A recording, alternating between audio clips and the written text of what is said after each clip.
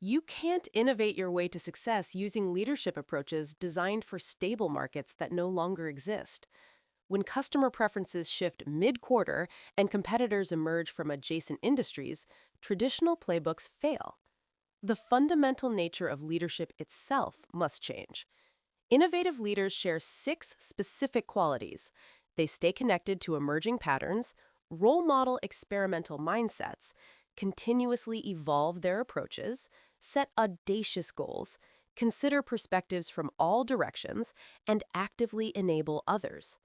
These qualities aren't personality traits you either have or lack, they're practices you can develop. This blink outlines the three distinct phases of innovative leadership: aspiring, building, and cultivating, that can transform your leadership and your organizational culture. The result isn't a mandate from above, but organic change as innovative practices spread at every level. You face a leadership challenge that didn't exist a generation ago. The strategies that made organizations successful for decades now fail within months. Customer preferences shift before you've even finished your quarterly planning. Competitors emerge from industries you never considered threats. Traditional leadership approaches that emphasize stability, predictability, and incremental growth leave you perpetually behind. This isn't about working harder or moving faster. The fundamental nature of leadership itself must change. You need to develop a different set of capabilities that allow you to navigate constant uncertainty while inspiring others to do the same. Consider how Reed Hastings transformed Netflix from a DVD rental service into a streaming giant, then into a content production powerhouse. He didn't simply optimize the existing business model, he continuously reimagined what the company could become, even when that meant disrupting his own successful operations. Or look at Satya Nadella's reinvention of Microsoft. He inherited a company stuck in old paradigms and transformed it by fostering collaboration across divisions that had previously operated as fiercely competitive silos. These leaders embody six interconnected qualities that enable innovation. They stay connected to emerging patterns across industries. They act as role models, demonstrating the experimental mindset they want from their teams. They keep evolving, treating their own leadership as something that must constantly adapt. They set audacious goals that push beyond incremental thinking. They practice 360 thinking, considering perspectives from all directions, and they function as enablers, removing obstacles rather than creating them. These qualities work together to create a leadership style that thrives on change rather than fearing it. You sense shifts before they become obvious, inspire experimentation through your own willingness to try new approaches, and empower your team to take intelligent risks. You may not become a visionary genius with all the answers, but you will develop the mindset and practices that allow you to lead effectively when no one has the answers yet. Begin to cultivate these qualities by examining your own leadership patterns this week. Notice when you default to controlling rather than enabling. Pay attention to whether you're truly considering multiple perspectives or just confirming your existing views. Ask yourself whether your goals genuinely push boundaries or merely dress up incremental thinking in audacious language. This honest self assessment lays the groundwork for everything that follows. Innovation leadership begins with your willingness to lead differently. The six qualities of innovative leadership only become powerful when you put them into practice. This happens through three distinct phases that build on each other. Think of them as the ABCs of innovative leadership. First, you aspire by defining a compelling vision for innovation. Second, you build the conditions that allow innovation to flourish. And third, you cultivate these capabilities until they become embedded in how you and your team operate. Each phase requires different actions, but they all depend on your commitment to lead differently. Aspiration begins with connected thinking. You can't envision breakthrough possibilities if you only look within your own industry. When Steve Jobs created the iPhone, he drew inspiration from calligraphy classes, luxury retail stores, and consumer electronics in ways that seemed unrelated until they converged into something revolutionary.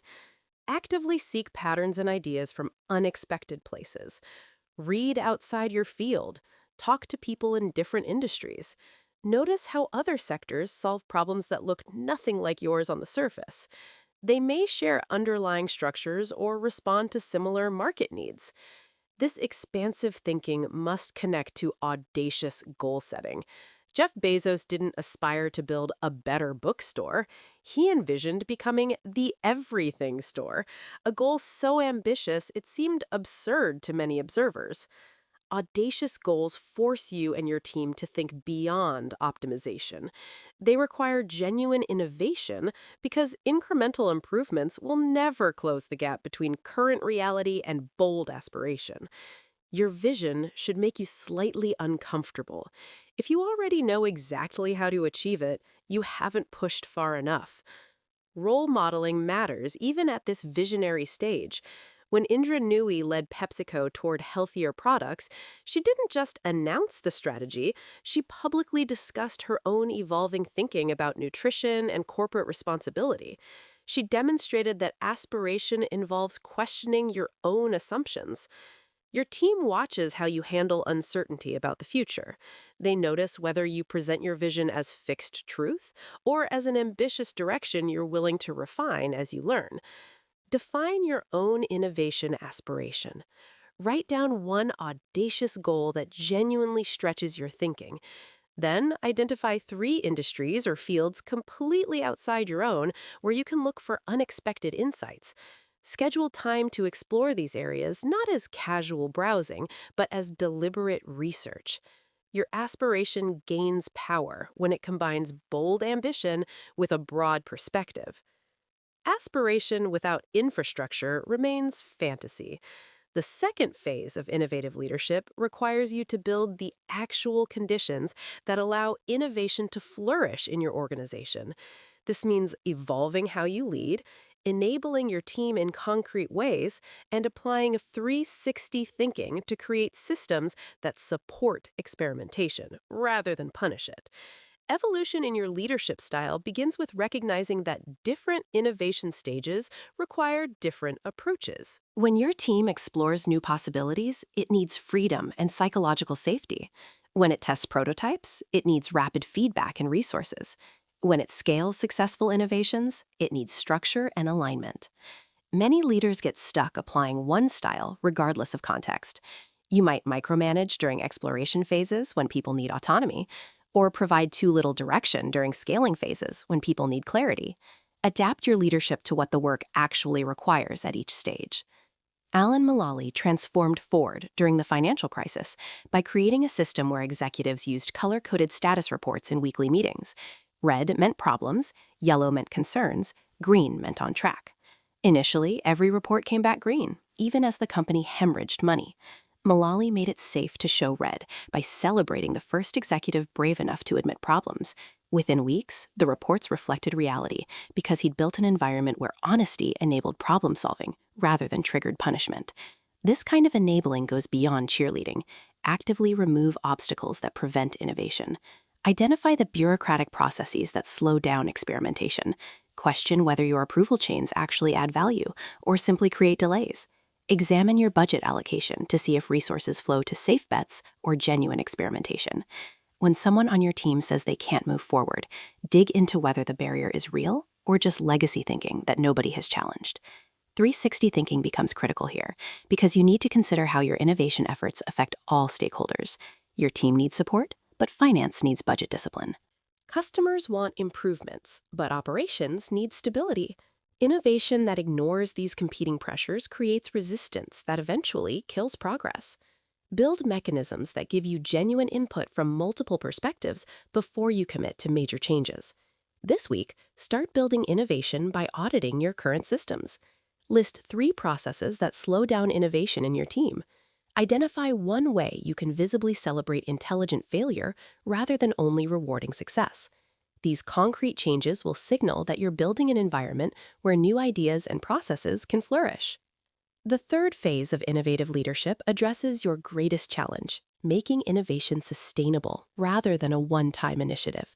Cultivation means embedding the 6 qualities into your daily leadership practice so they become reflexive rather than forced. This requires consistent role modeling, maintaining your connection to emerging shifts, and enabling evolution for both yourself and your team. Role modeling becomes even more important over time because your team watches whether you maintain your commitment when innovation gets difficult. When experiments fail, do you retreat to safe approaches or analyze what you learned? When market conditions shift, do you cling to your original vision or adapt intelligently? Your responses to these moments teach more powerfully than any speech about innovation values. Sarah Blakely built Spanx into a billion-dollar company while maintaining a culture of experimentation by sharing her own failures regularly. She instituted a practice where team members discussed failures at dinner tables, celebrating the learning rather than the outcome. This wasn't a one-time workshop. It became an ongoing ritual that kept the team focused on intelligent risk-taking even as the company grew and had more to lose from mistakes. Staying connected requires deliberate effort as your organization succeeds. Success creates momentum around current approaches, making it harder to notice when the environment shifts. You need systems that force you to look beyond your immediate world. So schedule regular sessions with people outside your industry. Track emerging technologies even when they seem irrelevant to your current business. Pay attention to changing customer behaviors in adjacent markets. These practices feel like luxuries when you're managing daily operations, but they prevent the blindness that causes established leaders to miss critical transitions. Enabling must also evolve as your innovation culture matures. Early on, you remove obvious obstacles and create basic safety for experimentation. Later, you need to address more subtle barriers. Are your promotion criteria rewarding innovation or favoring those who play it safe? Do your planning cycles allow for genuine adaptation, or do they lock teams into rigid commitments? These deeper structural issues determine whether innovation becomes embedded in the organization as a whole or remains dependent on your personal intervention. Establish one cultivation practice this week. Choose a regular forum where you can visibly share your own learning from failures. Identify an emerging trend outside your industry that you'll track monthly. These small, consistent actions will compound into genuine cultural transformation. Cultural transformation doesn't happen through announcements or workshops. It emerges when enough people throughout your organization internalize innovative practices and begin spreading them organically. Your role as an innovative leader extends beyond your own effectiveness to developing other leaders who can amplify these approaches across the entire system. This multiplication effect requires you to be intentional about how you develop emerging leaders. When you mentor someone, focus less on teaching them what to think and more on modeling how to think.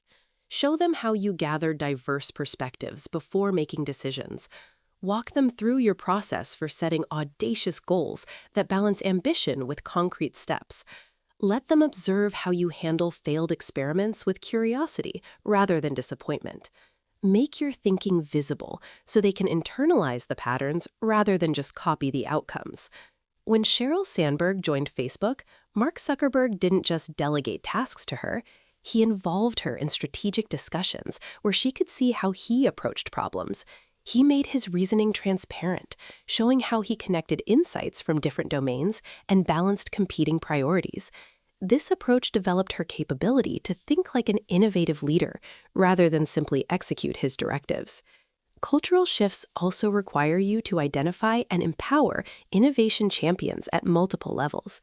These are the individuals who naturally experiment, not necessarily the people with the most senior titles. They connect ideas across boundaries and enable others to take smart risks. Give them visibility and resources. Create opportunities for them to share their approaches with peers and protect them when their experiments fail. These champions will become the nodes through which innovative practices spread throughout your organization. You also need mechanisms that make innovation everyone's responsibility rather than a specialized function. When teams across your organization practice connected thinking, role model experimentation, evolve their approaches, set audacious goals, consider multiple perspectives, and enable each other, innovation becomes embedded in how work happens. It isn't a separate initiative that competes with real work. This happens when your systems regularly reward these behaviors, not just when senior leaders pay attention. Start by identifying 3 potential innovation champions in your own organization. Schedule time to understand what obstacles they face and what support would help them succeed. Then create one opportunity for them to share their innovative practices with a broader audience.